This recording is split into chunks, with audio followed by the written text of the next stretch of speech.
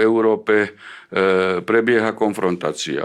Prebieha konfrontácia medzi zanikajúcim anglosaským svetom, ktorý je založený na davovo-elitárskej spoločnosti a na dominancii jedného národa,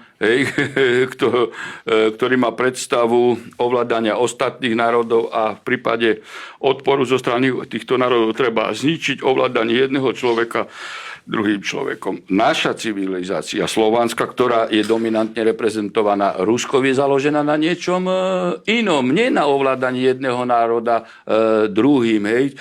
U nás je človek človeku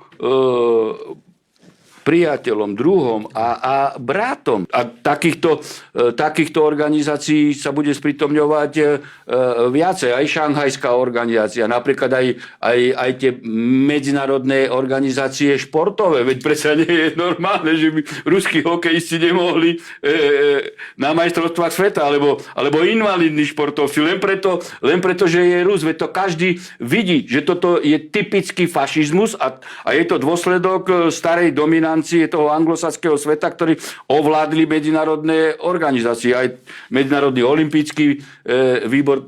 To všetko bude pretransformované.